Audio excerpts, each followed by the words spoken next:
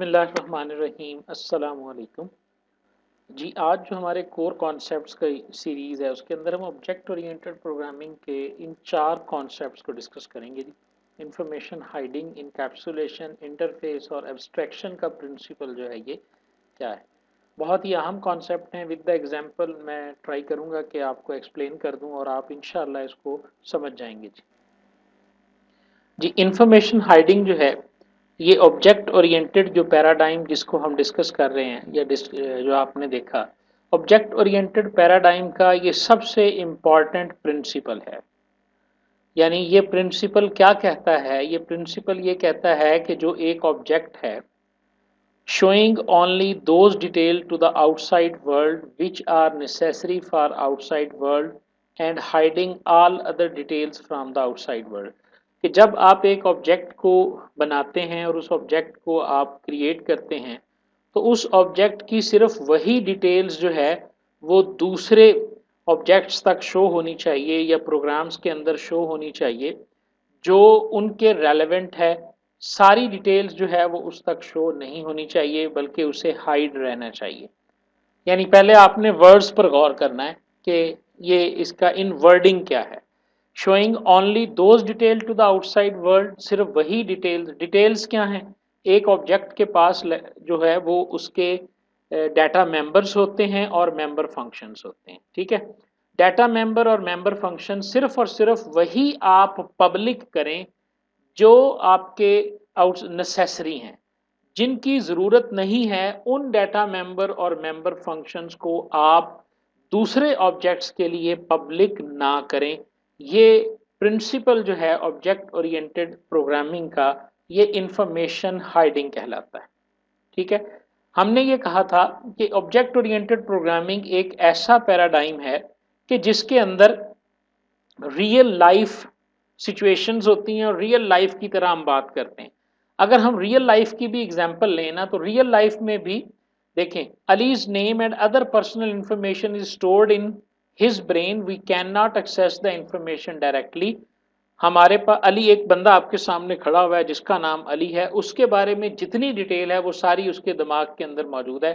अगर हम वो इंफॉर्मेशन लेना चाहते हैं तो we need to ask about it and it will up to Ali how much detail he और she would like to share with us. जब एक ऑब्जेक्ट है, हम उससे जब कोई क्वेश्चन करेंगे तो वो हमें उसका आंसर देगा। अब ये सारे इख्तियारात उस ऑब्जेक्ट के पास होने चाहिए कि वो कौन सी इंफॉर्मेशन पब्लिक करना चाहता है और कौन सी इंफॉर्मेशन वो पब्लिक नहीं करना चाहता। तो ये इस प्रिंसिपल के तहत जब आप प्रोग्रामिंग के अंदर क्लासेस बनाएंगे और ऑब्जेक्ट्स बनाएंगे, समझ आ रही है? तो इस प्रिंसिपल का मतलब है, इसे हम कहते हैं इंफॉर्मेशन हाइडिंग। अब इस इंफॉर्मेशन हाइडिंग के प्रिंसिपल को हम अचीव कैसे करते हैं? यहां पर देखें, in the object oriented prospective, ये देखें, ये असूल है। 3 या 4 ऑब्जेक्ट ओरिएंटेड प्रोग्रामिंग के ना बड़े असूल हैं। उनमें इंफॉर्मेशन हाइडिंग है, इनकैप्सुलेशन है और उसके बाद इनहेरिटेंस है और पॉलीमॉर्फिज्म है। मैंने जब अपने टीचर से पढ़ा था तो वो हमें कहते होते थे कि ये ऑब्जेक्ट ओरिएंटेड लैंग्वेज के पिलर्स हैं। 5 पिलर्स वो कहते होते थे, इंफॉर्मेशन हाइडिंग, इनकैप्सुलेशन और इसी तरह ओवरलोडिंग, जो मैं पिछली दफ़ा भूल गया, कि इनहेरिटेंस और पॉलीमॉर्फिज्म। ये 5 प्रिंसिपल्स हैं जिनको मद्देनज़र रखते हुए आपने अपनी क्लासेस को डिफाइन करना है और अपने सॉफ्टवेयर को बनाना है, ठीक है।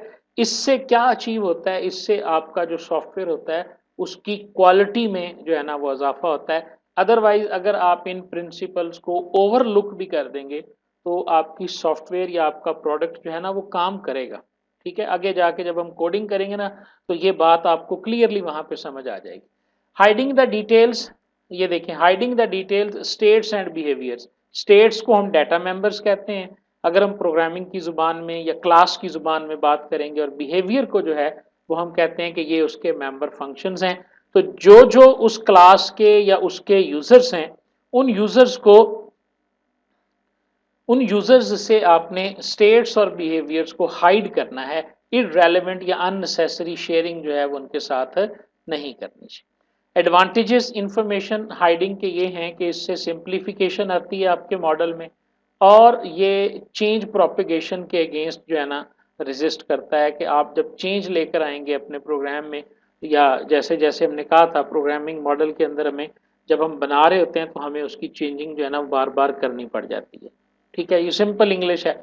उसके बाद आ गया जी इनकैप्सुलेशन एंड एब्स्ट्रैक्शन। अब देखिए इनकैप्सुलेशन क्या है। We have enclosed all the characteristics of an object in itself. अब इंफॉर्मेशन हाइडिंग जो है ये एक प्रिंसिपल है। उस प्रिंसिपल को अचीव करने के लिए हम इनकैप्सुलेशन का तरीका कार इस्तेमाल करेंगे। ये देखें लिखा हुआ है इनकैप्सुलेशन और information hiding are much related concept, बिल्कुल एक दूसरे से मिलते जुलते हैं, लेकिन क्लियरली जो है ना वो डिफरेंस नजर नहीं आता स्टूडेंट्स को। तो मैं आपको क्लियरली बताता हूं कि इंफॉर्मेशन हाइडिंग एक प्रिंसिपल है। उस प्रिंसिपल को हम अचीव जब करते हैं तो उसके लिए हम जो तरीका इस्तेमाल करते हैं उसका नाम हमने इनकैप्सुलेशन रखा है। इनकैप्सुलेशन क्या है? जिस तरह कैप्सूल होता है ना मेडिकल के अंदर, उसके अंदर दवाई मौजूद होती है लेकिन वो बाहर से नजर नहीं आ रही होती, तो इस तरह हमें ऑब्जेक्ट नजर आएगा, हम उस ऑब्जेक्ट को यूज भी करेंगे, लेकिन उस ऑब्जेक्ट की सारी डिटेल जो है वो उसी के अंदर जो है ना वो हम बंद कर देंगे। सारी डिटेल से क्या मुराद है? उसका डाटा और उसके बिहेवियर। डाटा से क्या मुराद है? जितने उसके डाटा मेंबर्स हैं, और मैं बार बार कह रहा हूं बिहेवियर से मुराद उसके जो मेंबर फंक्शंस होते हैं एक ऑब्जेक्ट के एक क्लास के अंदर जब हम डिफाइन करते हैं। इन एग्जांपल ऑफ इनकैप्सुलेशन वो अली वाली एग्जांपल ही जो है ना वो लिटरेचर में देगा, लेकिन जब हम पढ़ेंगे ना इसको कोड करके देखेंगे तो उस वक्त जो है वो हमें इसकी वाज़ेह तौर पे समझ आ जाएगी। अब हम इंफॉर्मेशन हाइडिंग और इनकैप्सुलेशन को किस तरह से अचीव करते हैं? बहुत सादा सी बात है।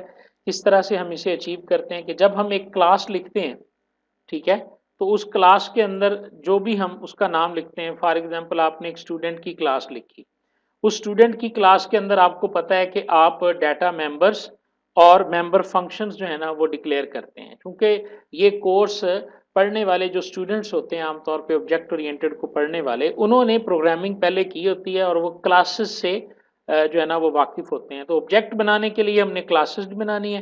क्लासेस के अंदर जब आप किसी भी डाटा मेंबर को या मेंबर फंक्शन को प्राइवेट कर सकते हैं या आप उन्हें पब्लिक कर सकते हैं, ये दो ऑप्शंस आपके पास होती हैं। तो यही इनकैप्सुलेशन है। इनकैप्सुलेशन क्या है? हम उसकी जो जो डिटेल आउटसाइड वर्ल्ड में नहीं शो करना चाहते उन डाटा को और मेंबर्स को हम प्राइवेट कर देंगे, और जो इंफॉर्मेशन आउटसाइड वर्ल्ड में चाहिए उसे हम पब्लिक कर देंगे। इंफॉर्मेशन हाइडिंग भी ये कहती है कि नेसेसरी इंफॉर्मेशन जो है ना सिर्फ उसी को आउटसाइड वर्ल्ड तक पहुंचाएं, जो दूसरी डिटेल्स है उसको आप जो है वो इनकैप्सुलेट कर दें, उसको उसी ऑब्जेक्ट के अंदर जो है ना वो हिडन करके। वो है इंटरफेस का। इंटरफेस हमारे पास क्या है? इंटरफेस क्या है? Set of functions of an object that he wants to expose to other objects. Encapsulation क्या कहता है कि आप इनकैप्सुलेशन के अंदर ये है कि जी आप अपने स्टेट्स और बिहेवियर्स को प्राइवेट या पब्लिक कर दें। अब इंटरफेस क्या होता है? यानी इंफॉर्मेशन हाइडिंग और इनकैप्सुलेशन से बिल्कुल जुड़ी हुई चीज है। आउटसाइड वर्ल्ड के लिए, आउटसाइड वर्ल्ड क्या होती है? यानी जहां पर उस ऑब्जेक्ट ने जाके इस्तेमाल होना है। मैं आउटसाइड वर्ल्ड की एग्जांपल बताता हूँ।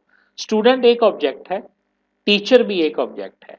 स्टूडेंट और टीचर का जो ऑब्जेक्ट है, ये क्लास जो आपने लिखी हुई है, ये क्लास आप लर्निंग मैनेजमेंट सिस्टम में भी यूज कर सकते हैं, एग्जाम मैनेजमेंट सिस्टम में भी आप यूज कर सकते हैं, फी मैनेजमेंट सिस्टम में भी आप यूज कर सकते हैं।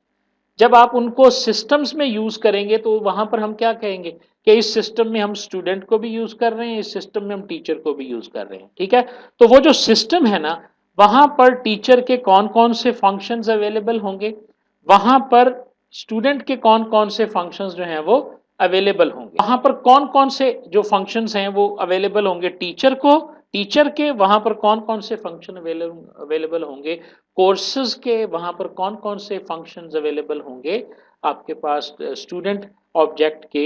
ये चीज हम डिफाइन करते हैं उसके इंटरफेस के अंदर। बहुत सिंपल है। जो लोग थोड़ा बहुत भी प्रोग्रामिंग को समझते हैं, तो जितने भी हमारे पास ऑब्जेक्ट्स, जितने भी मेंबर फंक्शन हम पब्लिक बना लेते हैं या फ्रेंड बना लेते हैं, वो फंक्शंस जो होते हैं वो आउटसाइड ऑब्जेक्ट के आउटसाइड वर्ल्ड में वो एक्सेसिबल होते हैं। तो इंटरफेस जब हम बनाएंगे तो उस वक्त हम इन चीज़ों को डिफाइन करेंगे कि ये फंक्शन जो है ये हम अलाउ कर रहे हैं कि जी आउटसाइड वर्ल्ड में एक्सेस हो, और हम हर ऑब्जेक्ट के लिए इंटरफेस फंक्शंस बनाते हैं।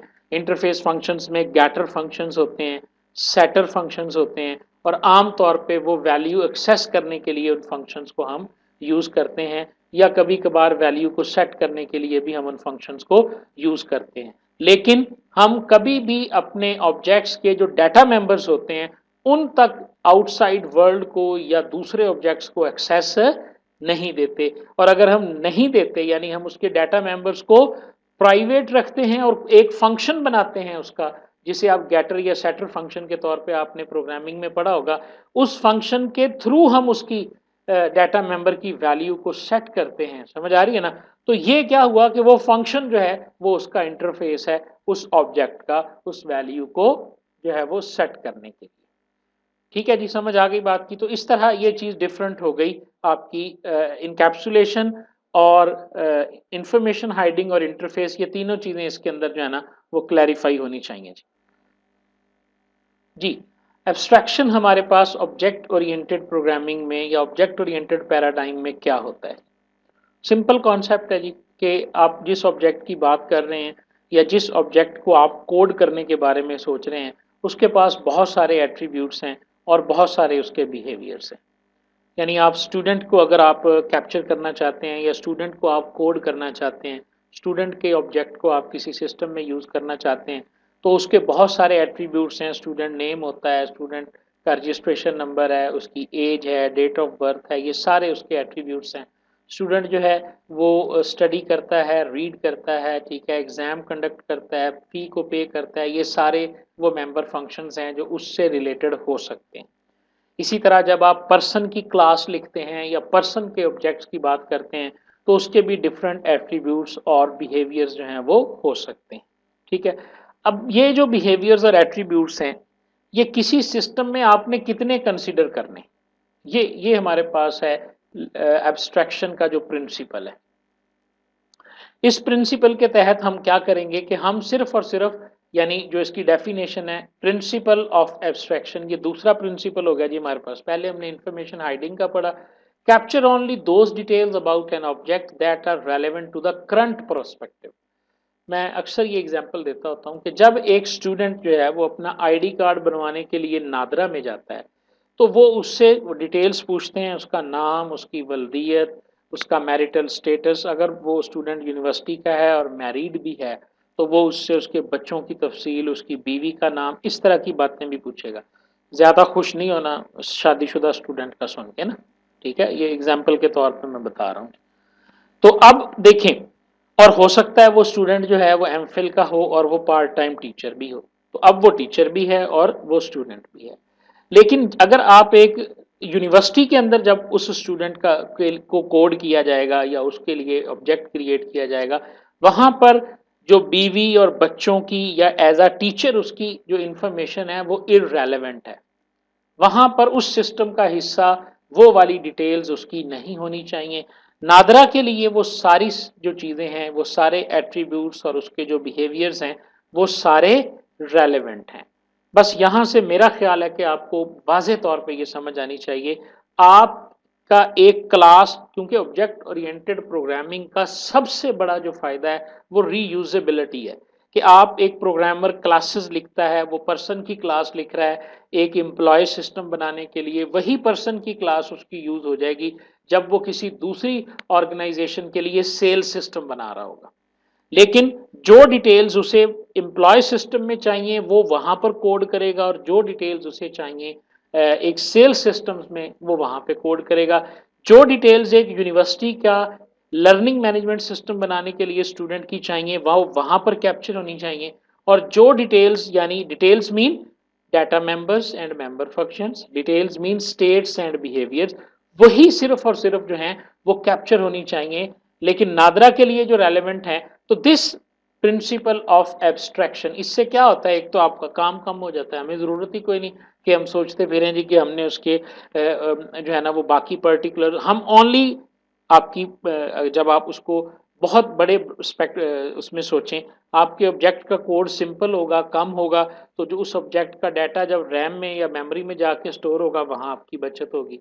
जो प्रोसेसर उसको जो है जो प्रोसेसर उसको प्रोसेस कर रहा होगा, उसके लिए सिंप्लिसिटी होगी। तो ये सारी चीज़ें जो हैं लेवल ऑफ एब्स्ट्रैक्शन के ज़रिए आप अचीव करते हैं। ठीक है? This is called principle of abstraction जी। ये मिसाल भी उन्होंने दी है जी। अली का जो प्रोस्पेक्टिव जब चेंज होता है, तो आपके पास इंफॉर्मेशन ये बनती है जब वो एज अ स्टूडेंट है। लेकिन ओवरऑल उसकी है, क्योंकि अली जो है वो पीएचडी का स्टूडेंट है और वो बीएस क्लासेस को पढ़ाता भी है, तो उसके ओवरऑल जो एट्रीब्यूट्स है ना, name, age, roll number, year of study, CGPA, वो जहाँ पे पढ़ाता है वहाँ उसका एम्प्लॉय आईडी भी है, डेजिग्नेशन भी है, सैलरी भी है।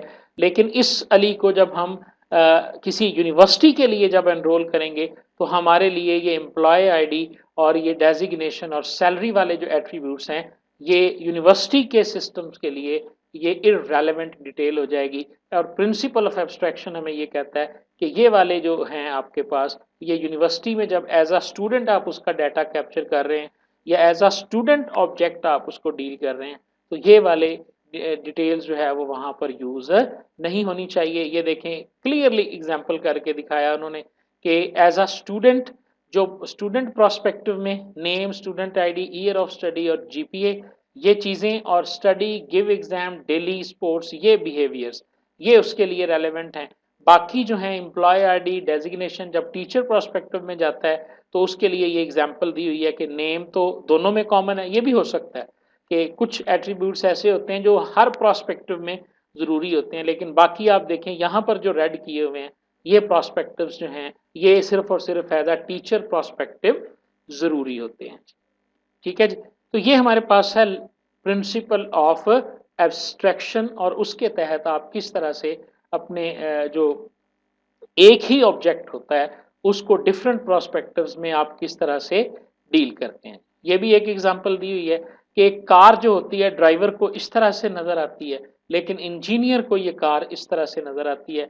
क्यों? क्योंकि प्रोस्पेक्टिव जो है वो उनका चेंज हो गया।